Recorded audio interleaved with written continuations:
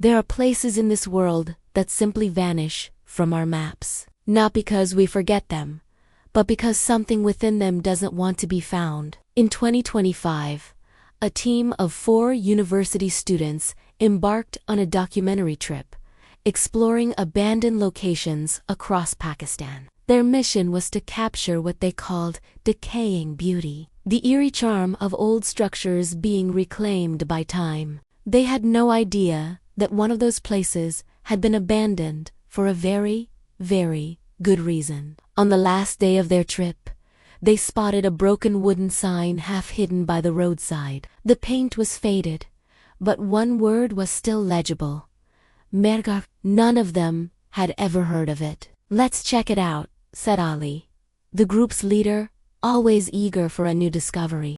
They turned off the main road and followed a dusty, narrow path.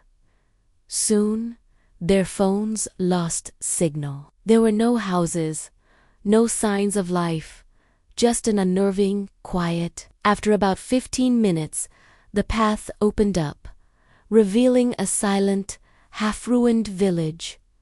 Cracked walls, dried-up wells. It looked like it had been untouched for decades, yet it felt strangely alive. As they stepped into the village square, they noticed something deeply unsettling. Every single house had the same mark painted above the door, a deep red symbol, clearly drawn by hand. They meticulously recorded everything for their documentary. But later, when Hina, the videographer, played back the footage, her blood ran cold. The symbols were gone. The camera showed only blank, decaying walls. "This is impossible," she whispered to herself, staring at the screen in disbelief. As they ventured deeper into the village's winding alleyways, they heard it. A soft, distant whisper carried on the wind. It wasn't an animal. It was a voice, and it was calling a name. Samar. But there was no one named Samar in their group.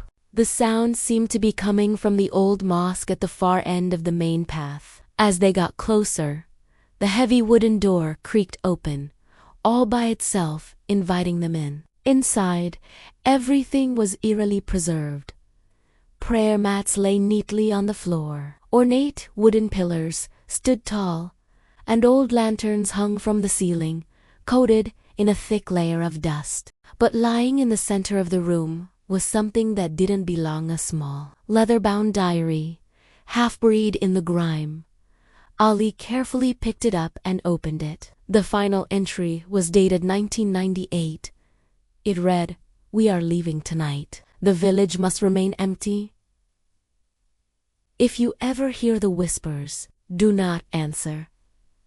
Just as he finished reading the last word, the air grew heavy and cold. And then, slam! The mosque door slammed shut, plunging them into near darkness. They scrambled to get the door open and rushed outside, only to find the world had changed. The road they had used to enter the village was gone, completely vanished. In its place stood a thicket of thorn bushes and ancient stone walls, blocking any path out. "It wasn't like this before," said Zoya, her voice trembling. As they argued about what to do next, Hina suddenly pointed towards the roof of a ruined house. A dark, slender figure stood there, perfectly still, just watching them. Panic set in. They ran.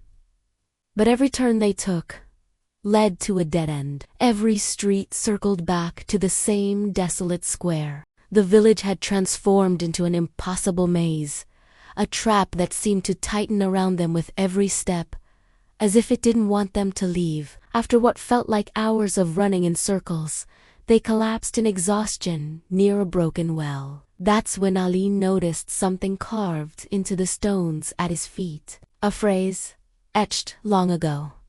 "Only the one being called can leave." Just then, the whisper returned. Clearer, this time. Confusion turned to shock as Zoya looked up, her eyes wide with a terrifying realization. She whispered, "My middle name is Samar." She took a hesitant step forward. The moment she did, the wind died down.